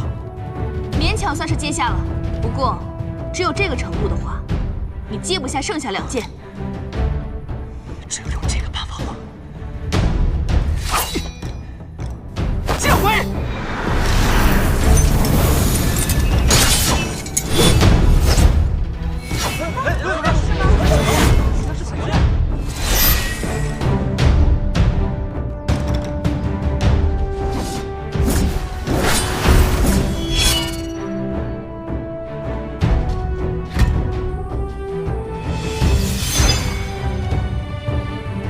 人剑相通，能到这个地步，你们的这个师弟啊，入自在地境了。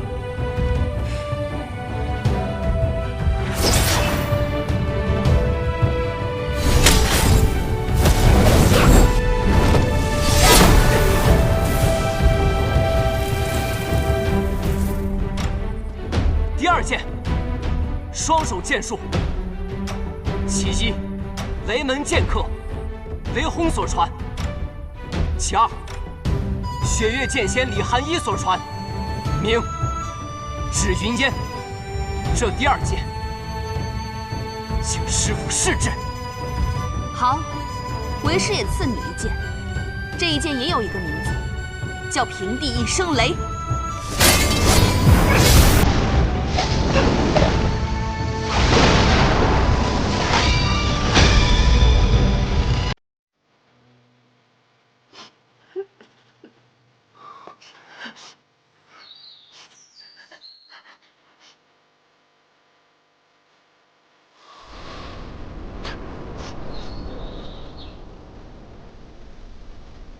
是桃花。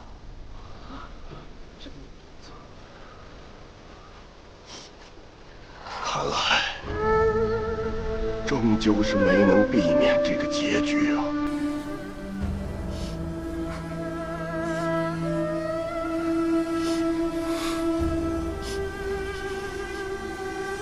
我望城山人，只求结发寿长生，不理人间纷扰事。但是这件事不行，望城山众弟子听令。 弟子在，望城山，誓报此仇，誓报此仇。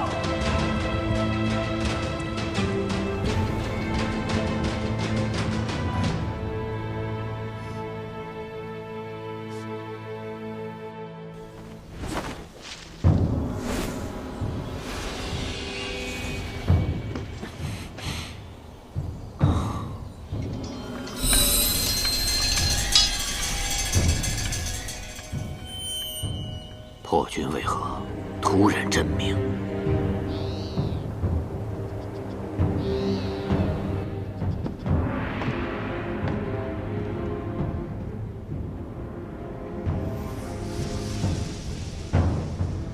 白日之中，为何突见星辰陨落？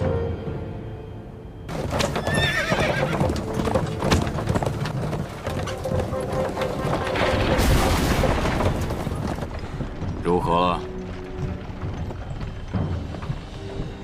经此一夜，与雪月城结下了冤仇，又和从来不理世事的望城山结下了死仇，真的值吗？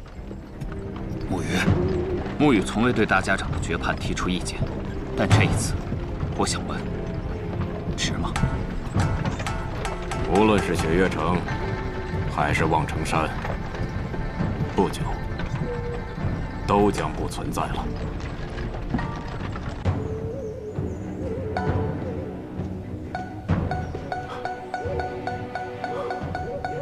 古师啊，你有听到方才的声音吗？入魔之咒，我去看看。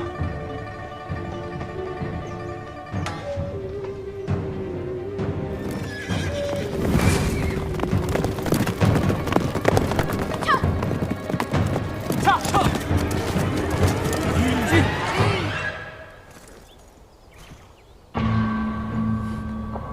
怎么了？ 没什么，只是心中莫名的不安和难过。先赶路吧，撤！撤！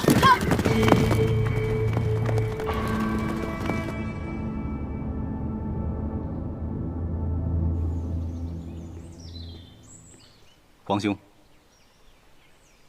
不知皇兄突然召我入宫，有何事吩咐？听说虫儿回来了。 白王，啊，听说他刚刚回府，想必一会儿就会进宫请安。怎么，皇兄想他了？他一个人回来的？难道他不该一个人回来吗？陪姑出一趟宫吧。皇兄，去哪儿？白王府。儿臣恭迎父皇。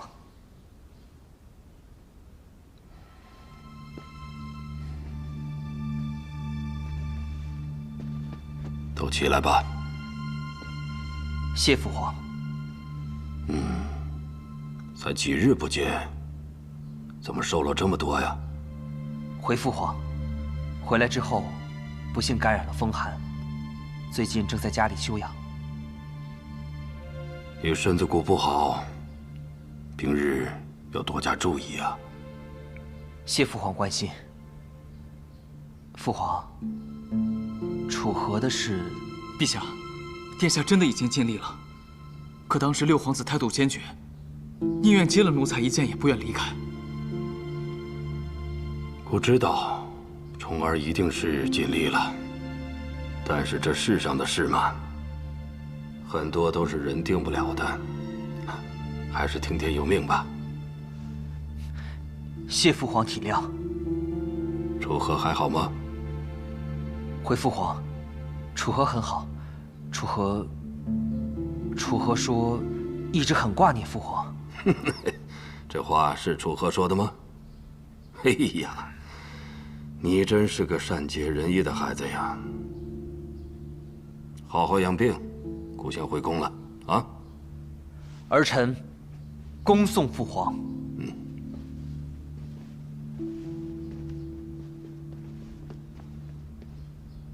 你可真是个有趣的皇子啊！恭送皇叔。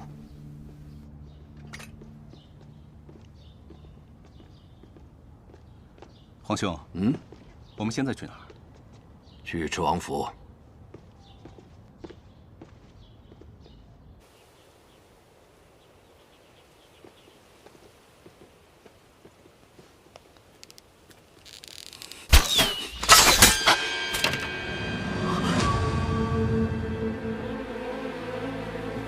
父皇好。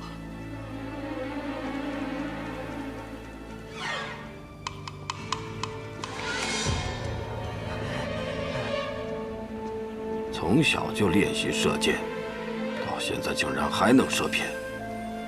你的眼睛不如换去给你二哥了。父皇有所不知，儿臣最近生了一场大病，这一病就1个月，我到现在2只手都没力气呢。拿来。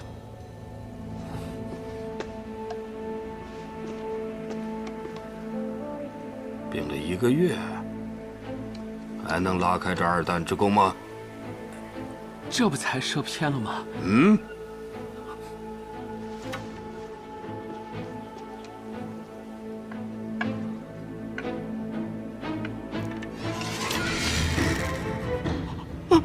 父皇，儿臣知错了，儿臣其实没有病，只是最近心烦。如何？懒得上朝。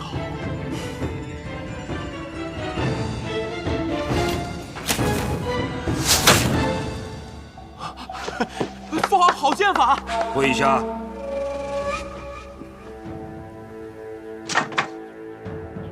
既然不想上朝，那就不用上朝了。从今日起，就在这屋里待着。明日，藏书楼龙图阁大学士会带12学士到你府上，把北离朝路修缮完成。北离朝路，那玩意儿不是修了几十年都没有修好？父皇叫儿臣来修，那儿臣岂不是要老死在府里了？父皇饶命啊！岳离，咱们走。是。皇叔，替我求求情吧！皇叔，我错了，我这……替你求求情。小侄子，我前几天奉命传你上朝，你不理我，现在来求我，晚了点吧？啊？皇叔，我上朝，我上朝，皇叔。松手。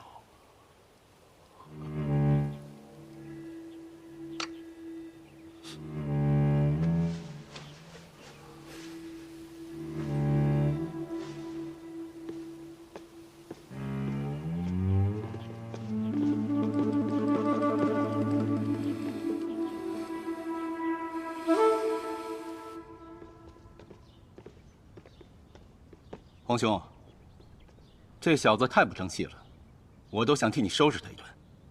岳离，你也上车吧，我有事同你说。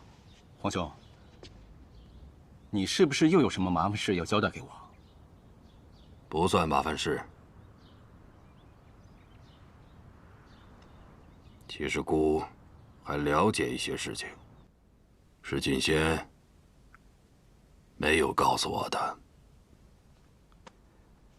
可能锦仙公公觉得不太重要吧？不，很重要。楚河身边还有一个红衣少年，叫雷无节。雷无节，哼哼，他的名字还是姑给起的。天下有道，世上无刀。普天盛世，再无桀骜者。他小的时候姑还抱过他。是雷将军和李守护使的儿子，是个聪慧的孩子。没有想到啊，最终还是回了雷门。啊，你替姑跑一趟。当初派重儿去，也并没有抱太大的期许，只是想表明一下姑的态度。如今由你去办，姑才放心呐。臣弟明白。去吧。好。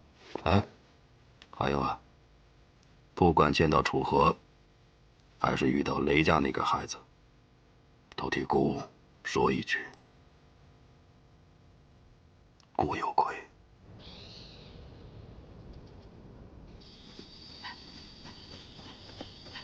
不跑了，不跑了，跑不动了。我堂堂天外天少宗主，竟被一人一剑追得大气都不敢喘，真是丢人。哎呀，别找了，只有他找我们的份儿，我们是找不到他的。哎，臭小子，你终于有点自知之明了。前辈剑术无双，晚辈纵使是天降奇才，说起来也还是差着几年的修炼呢。哼，你现在已经无路可逃了。是啊，但我来了帮手。死书生，大魔头，还好还好，既然二位剑仙在此相聚，晚辈就不打扰了，先行告辞，还望后会有期。猕猴，走。叶鼎之怎么生了个这么没用的儿子？怒剑仙前辈，你倒是有出息，有本事你追过来呀！哎，大魔头，别追他了，帮我个忙吧。帮什么忙？哦，这书里说呀，走火入魔之后啊，经脉逆流，血气暴涨，功力和以前相比啊，增长了数倍，但是却如饮鸩止渴，随时有暴毙的危险。你在说什么？什么走火入魔？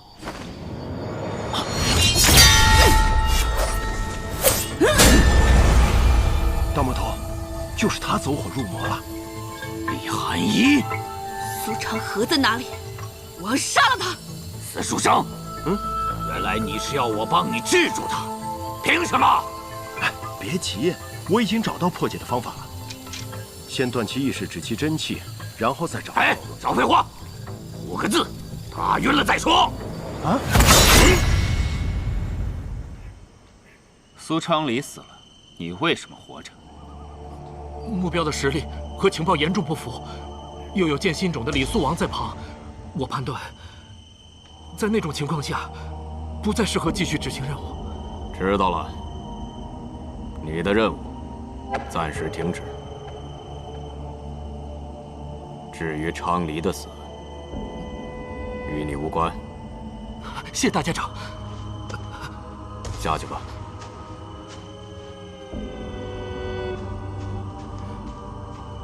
大家长，那几个小辈，沐英和昌黎已经拖了足够的时间。如今我们的布置也已经完成，几个小辈而已，影响不了什么。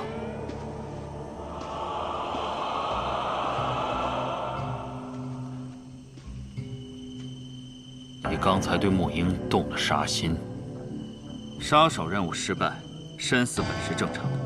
不过，昌黎是不同的，相比较杀手，他更像一个剑客。他不该是这样的下场。可是，身为苏昌黎的兄长，大家长方才却很平静。